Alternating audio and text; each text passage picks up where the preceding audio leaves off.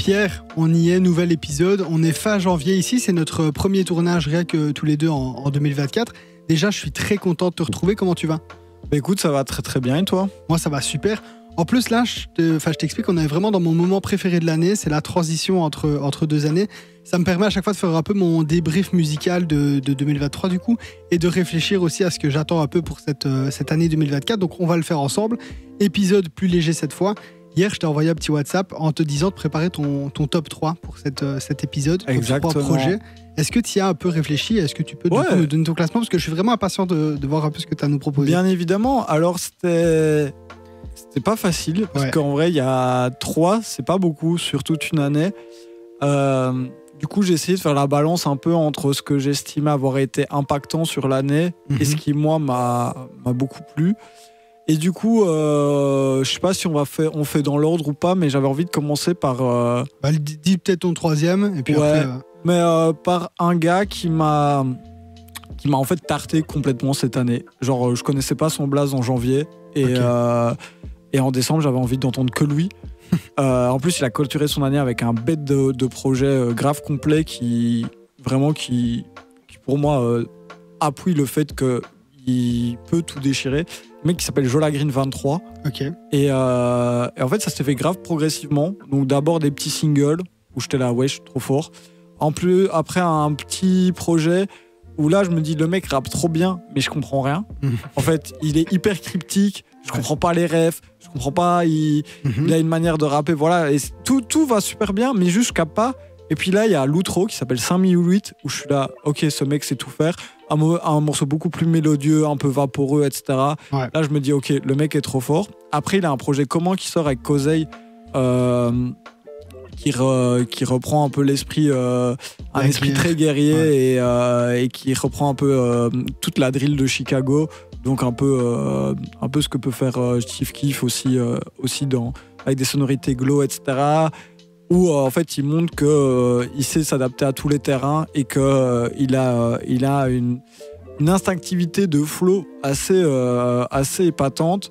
Et après le dernier, Rechercher Destruction, où pour moi c'est le plus accessible sans perdre non plus son côté sombre et cryptique. Il y a un feat avec Benny the Butcher quand même, c'est pas rien. Et Wallace Cleaver aussi, je crois. Avec Wallace Cleaver, ouais. Le projet est trop bien produit, hyper cohérent. En même temps, il y a toutes sortes de trucs. On retrouve un peu son côté un peu mélodieux, etc. par moment.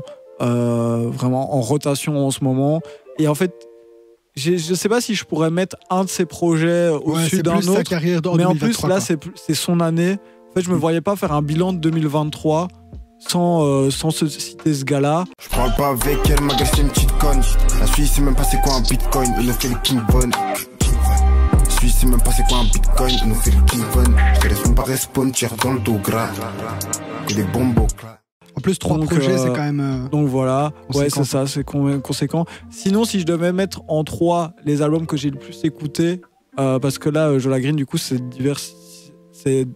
en 3 projets, je mettrais Prochain Chef de Gapman et 1.6 de Tiff. Voilà. Ok, ça va.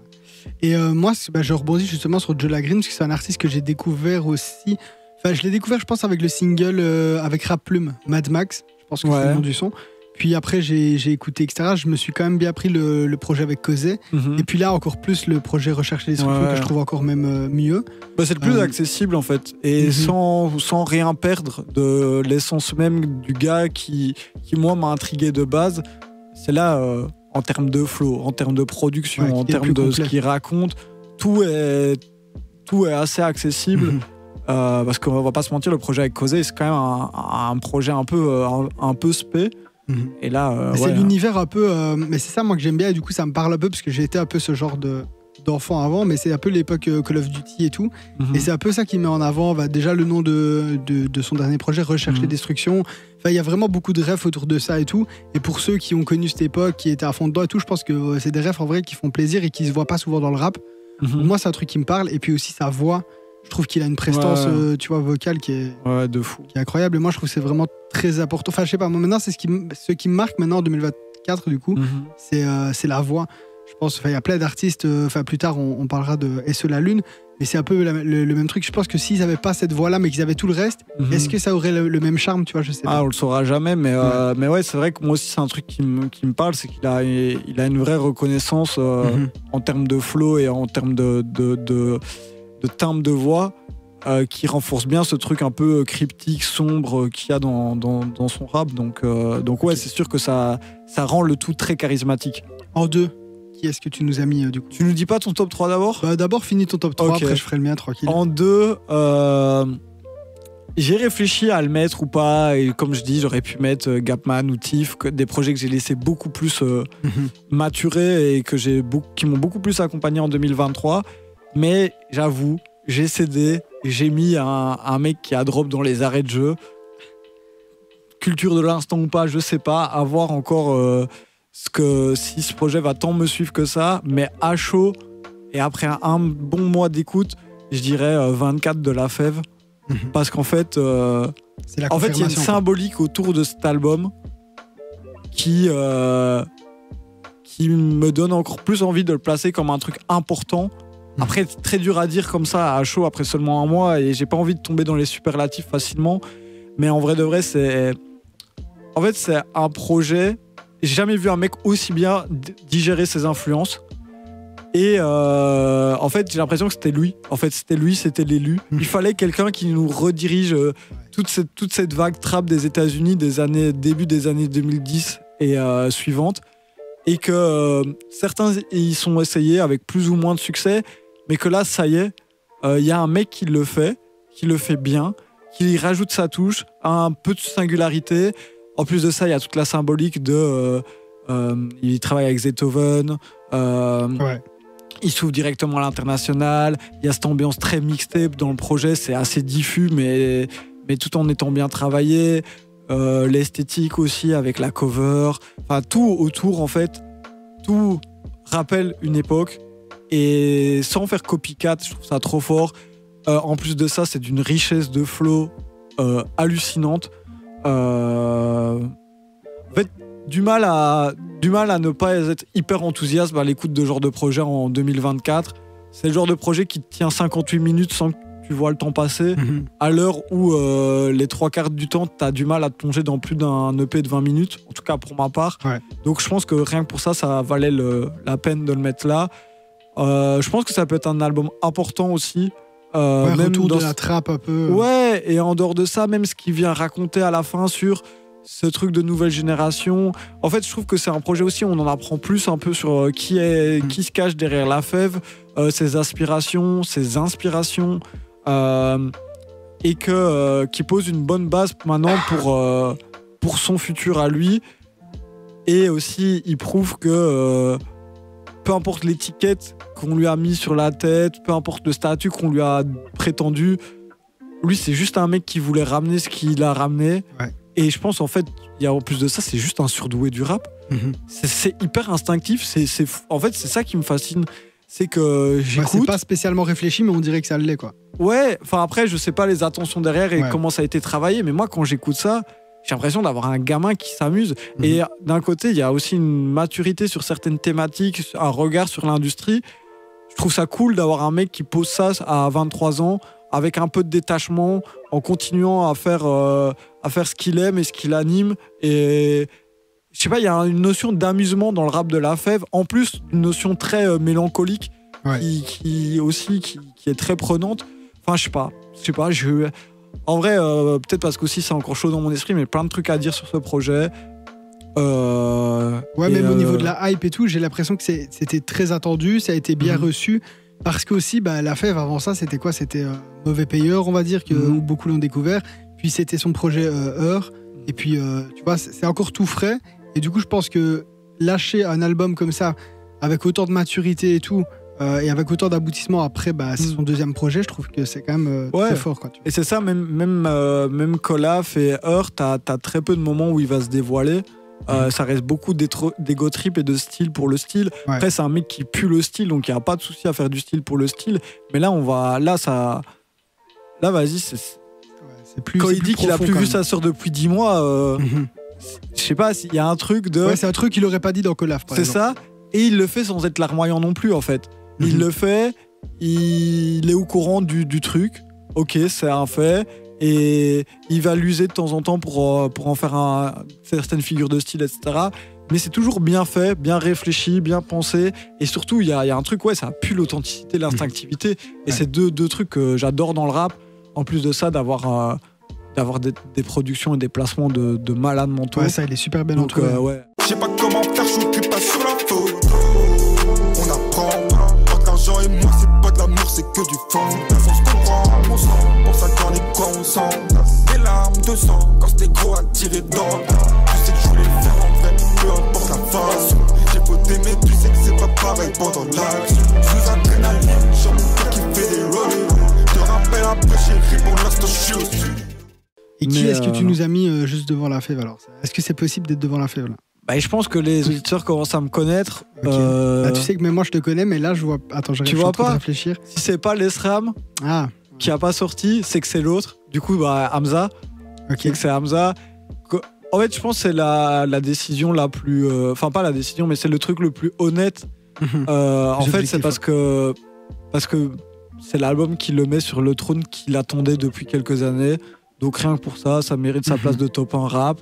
En plus de ça, c'est un album pour moi qui fait le pont entre tous les publics de rap.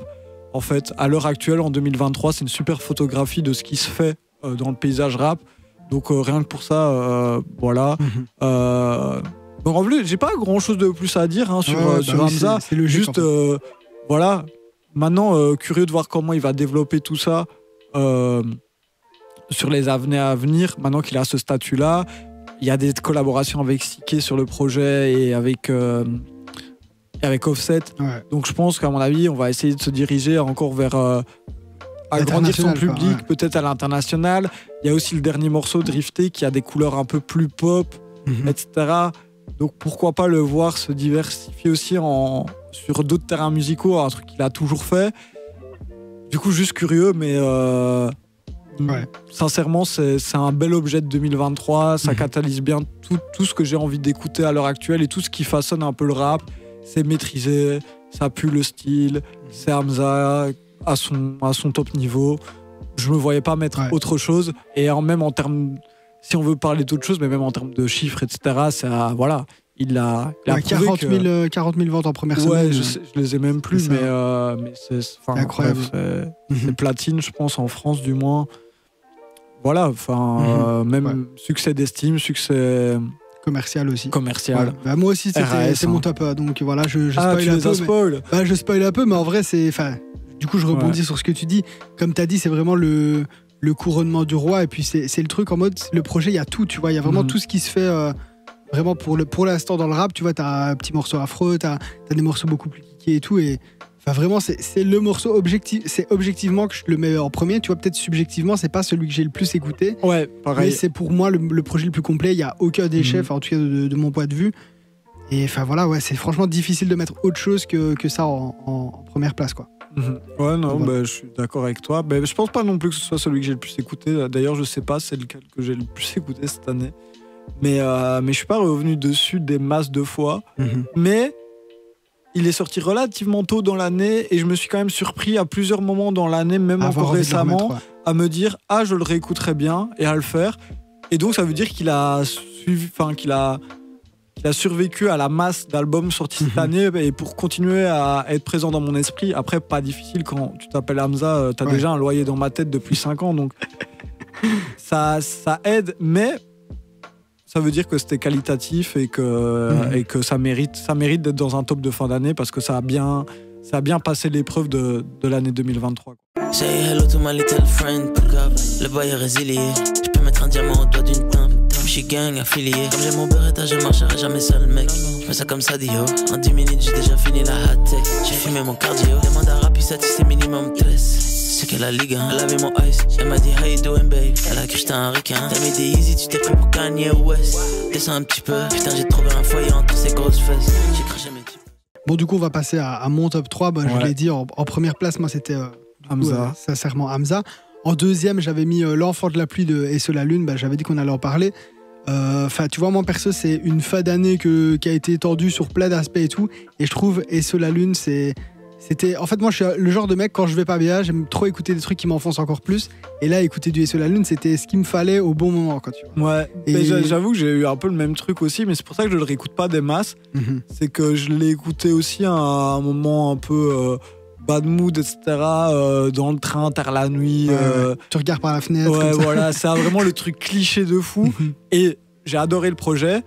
Mais du coup, après, je me vois pas l'écouter là, tu sais, en marchant dans la rue, en étant de bonne humeur. Ouais, ça dépend du mood. Après, en fait. y a quelques trucs cool quand même qui s'écoutent bien de manière isolée. Mais moi, j'ai vraiment aimé l'album dans son ensemble.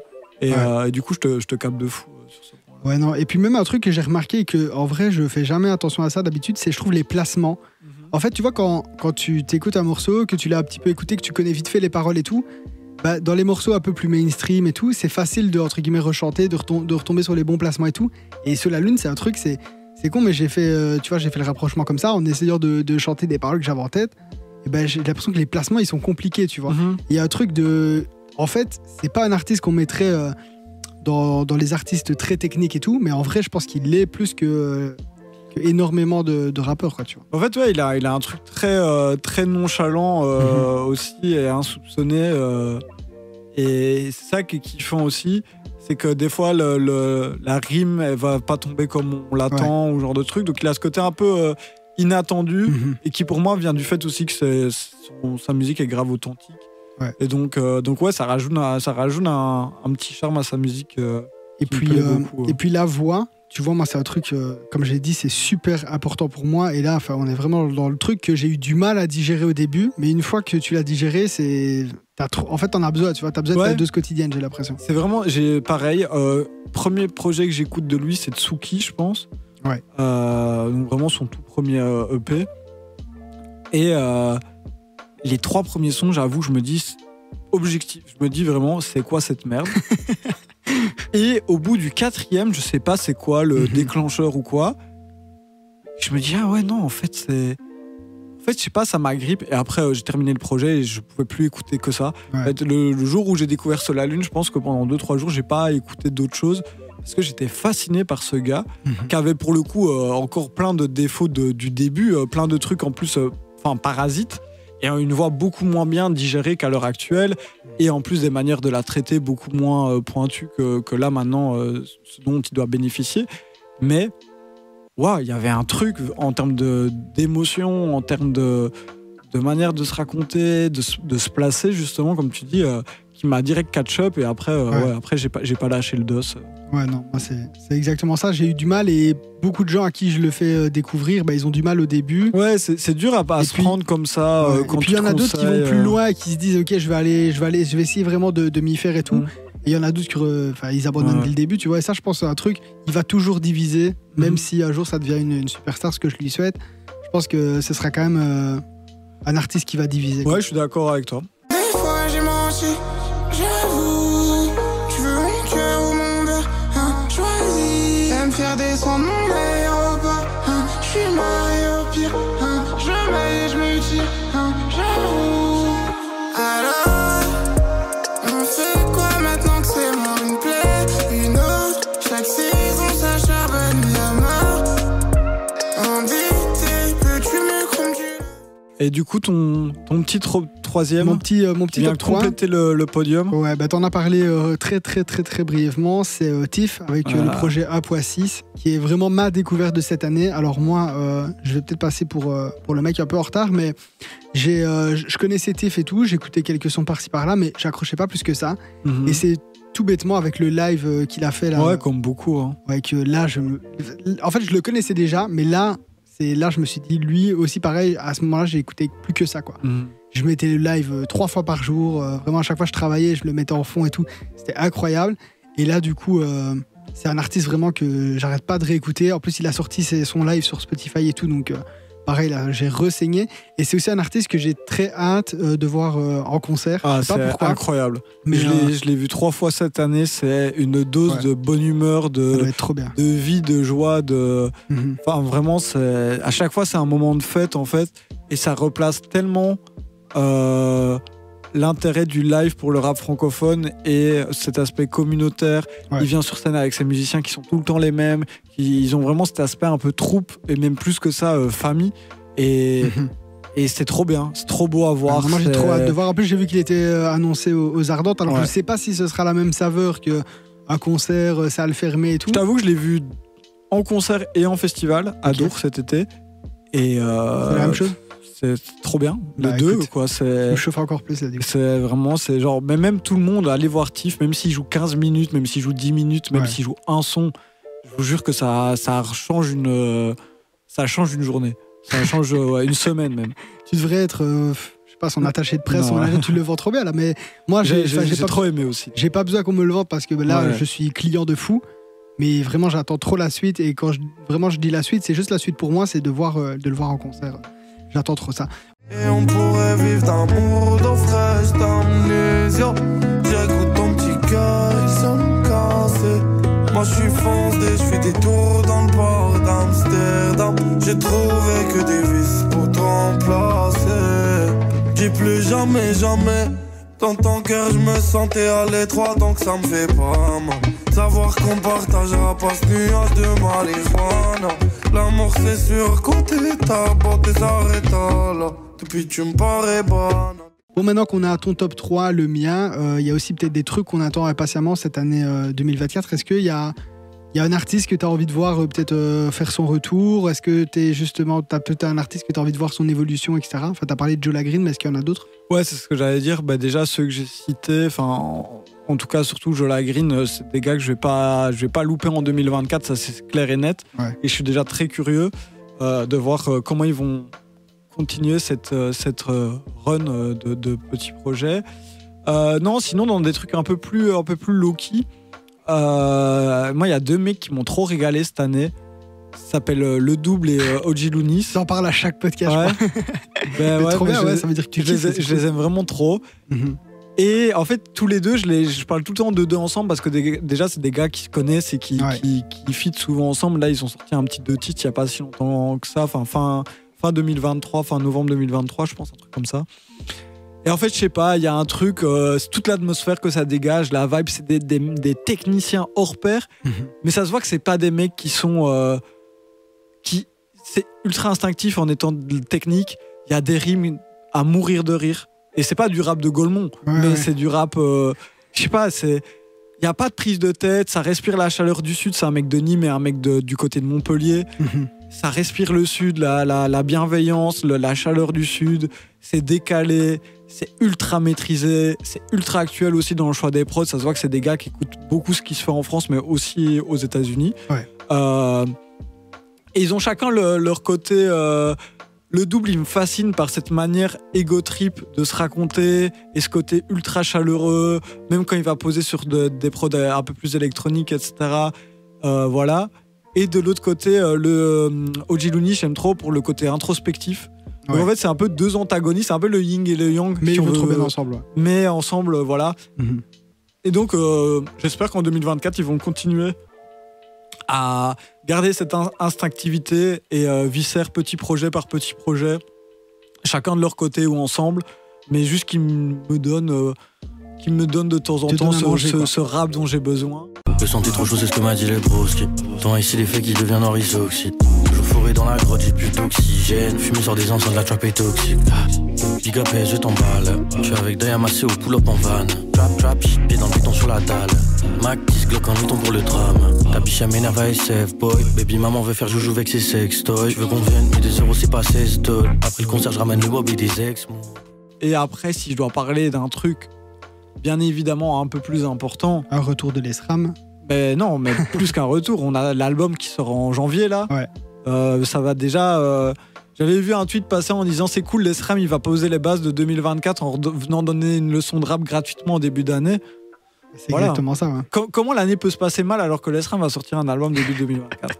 Non, mais en dehors de ça et en essayant de garder un peu d'objectivité, j'attends fort le projet et je suis très curieux de voir ce que ça va être en fait. Parce que le premier extrait là, il y a ce côté un peu plus mélodieux, un peu plus... on va jouer avec des textures de voix, etc. quelque chose que l'ESRAM n'avait pas fait de base. On l'attend moins sur ce genre de morceau, quoi. Voilà, il y a des producteurs comme je pense Rosalie du 38 sur le projet, ça m'intrigue de fou. J'adore le travail de Rosalie et du coup le voir sur l'ESRAM ça m'intrigue de fou. Donc vraiment, j'essaye de pas mettre trop d'attentes, mais je suis très très curieux de ce projet. Je suis très très curieux de ce projet et voilà.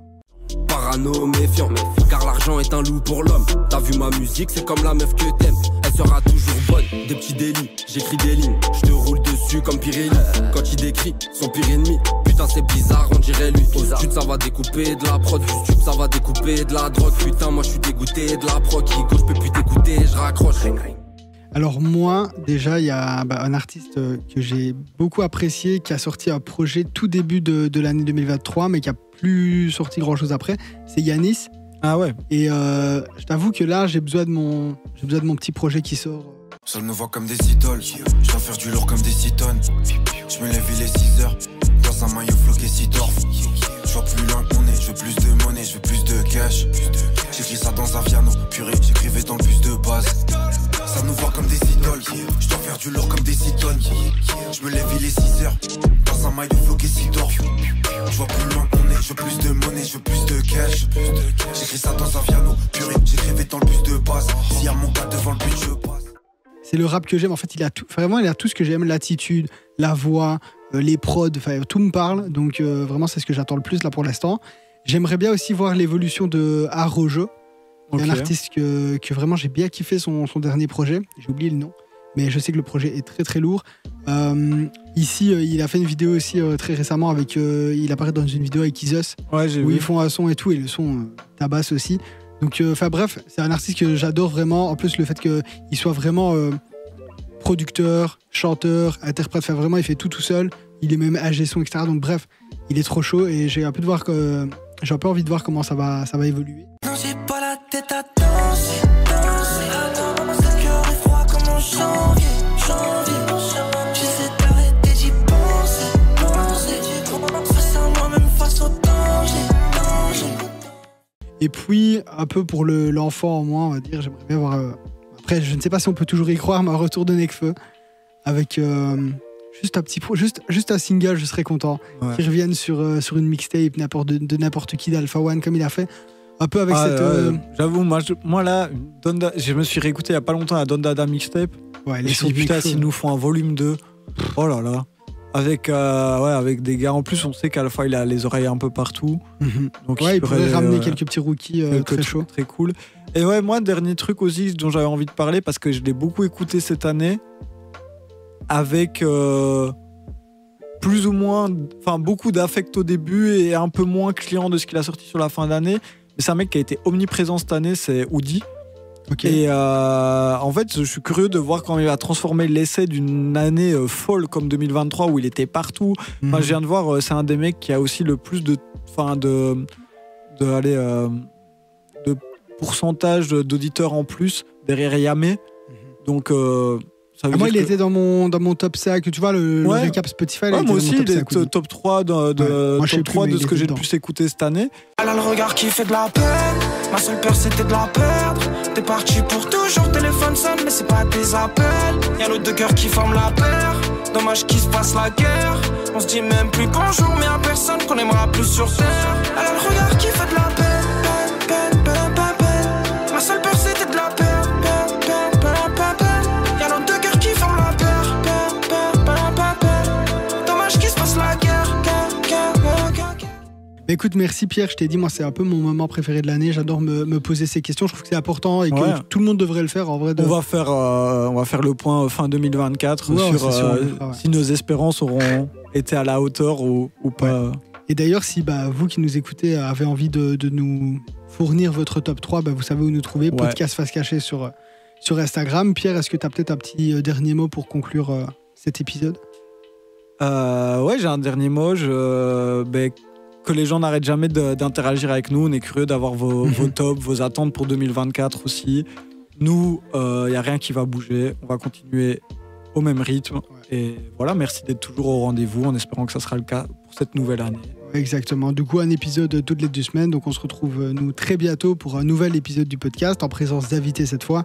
N'hésitez pas, comme Pierre l'a dit, à nous donner votre avis sur un peu les épisodes qui sortent. N'hésitez pas à liker si vous avez kiffé cet épisode, à nous évaluer aussi sur les plateformes, à nous faire vos retours sur Instagram. Bref, ça nous fait toujours plaisir. D'ici là, portez-vous bien et à la prochaine. Ciao, ciao.